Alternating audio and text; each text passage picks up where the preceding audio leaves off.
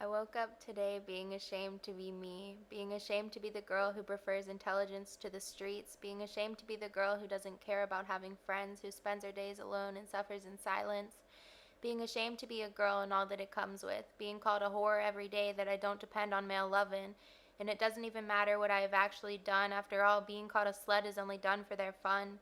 They don't have to know anything about you but your name. All they care about is your destruction and promoting Facebook fame, turning a good girl into a monster in front of all their friends, yelling out insults in hopes that your life will end, releasing their pain with the harsh sting of their words, thinking that if they destroy you, they'll be less hurt, thinking that if they ridicule you in front of others, they'll be free. If they hurt you bad enough, the others won't see them as weak, and all that alone comes with being a teen. Let's get back to being a woman and what that all means. Being a tramp every day that my figure is slightly shown, being judged for my body more than all my brain knows, being harassed every day, yet being told that's just what boys do, expected to keep silent if he decides it's okay to touch you, and being told to love myself, yet being taught to hate my weight, being told that if I don't fit in, something has to change, being told to look past insecurities and imperfections. If you don't love yourself, you'll never get real affection, and being a woman means to find a man to complete you.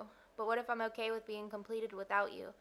And since I have a figure that's uncommon for a woman of my race, I'll be taught to look at it as a blessing, yet that's all I want to change, because I find love is unsuccessful when you have hips and bigger thighs, thinking they only want me for my body, and that thought can't leave my mind, because I woke up today ashamed to be me, ashamed to have curves that might make him force me, being told it's somehow acceptable in the minds of the police because having a figure that always shows promotes promiscuity, and white women that desire men of color are said to always play the victim.